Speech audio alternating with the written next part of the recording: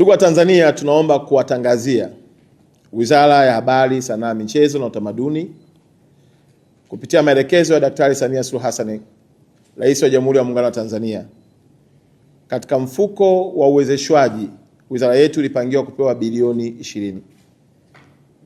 Kabla hapo kwenye bilioni 200 zilizotangazwa na Mheshimiwa Rais tulikuwa tayari ameshatupatia bilioni 10. Jumla ni bilioni 30. Lakini tumejiongeza na kuongea na benki ya CRDB kwa mfuko huo wa kumsapoti Daktari Samia Suluhu Hassan kuwawezesha vijana wa wizara yetu, nao watatoa bilioni 20 mpaka bilioni 30. Jumla tutakuwa na bilioni sio chini ya 50.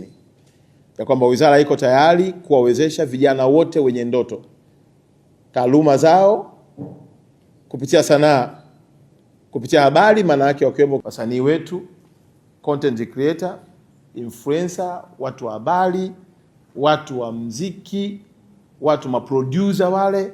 Manake hizi bilioni 50 zinakwenda kwa kila mtu aliyoko ndani ya wizara yetu ya Habari, Sanaa, Michezo na wakiwepo mpaka na wale wachoraji, ili wapate fursa wa utumie mfuko kwa ajili ya kunyanyua uchumi wao, kama ambavyo ndoto ya Daktari Samia kuachilia tabasamu kwa Watanzania kupitia wizara yetu ya Habari, Michezo na Utamaduni.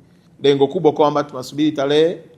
Tumemwomba Mheshimiwa Rais wa Jamhuri ya Muungano wa Tanzania Daktari Samia Suluhu Hassan kuwa mgeni rasmi. Kwa hiyo tunatamani ya kwamba tukishapata tu tarehe tutaitangaza ili wote tujumuike na mfuko uzinduliwe na rasmi uanze kufanya kazi ya kupata pesa. Kwa hiyo pesa zipo. Uwezeshwaji umeshatengenezewa mazingira. Watu mmeshajisajili. Kichobaki ni uzinduzi ili hela iingie mfukoni na nyie mjenge uchumi wetu. Bilioni 50 kwa ajili ya mafanikio ni mapinduzi makubwa kwa wizara yetu.